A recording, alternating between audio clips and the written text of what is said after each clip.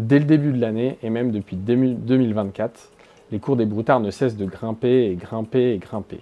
Ils ont atteint des niveaux records, que ce soit les charolais, les limousins, les races croisées. Par rapport à 2024, les prix des broutards ont augmenté de 30 à 40%.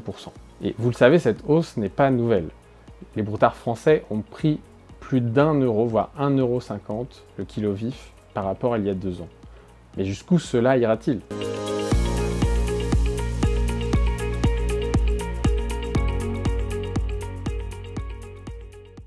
Pour mieux le comprendre, regardons les deux facteurs qui entrent en jeu. Une demande à l'exportation qui reste forte.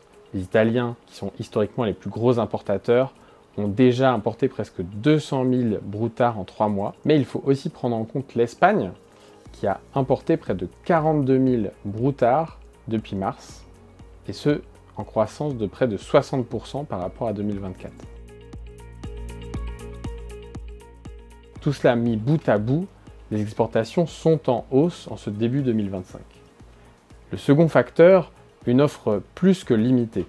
2 raisons à cela, la baisse du nombre de vaches et des naissances en berne. La décapitalisation est une tendance de fond en France depuis plusieurs années. Mais la baisse importante des naissances de veaux allaitants est due au contexte sanitaire. Que ce soit la FCO3 dans la moitié nord, la FCO8 dans la moitié sud ou la MHE à l'ouest, aucune région allaitante n'est épargnée en France par ces épidémies. Résultat, sur le début de campagne 2024-2025, ce sont près de 200 000 veaux de race allaitante qui manquent par rapport à la campagne précédente. En résumé, le marché du broutard français est extrêmement tendu entre une demande renforcée pour l'engraissement de nos voisins européens et une situation sanitaire qui a fortement réduit le nombre de veaux disponibles. Pour en savoir plus ou pour avoir plus de détails sur les autres filières, vous pouvez consulter tendance-lait-viande.fr.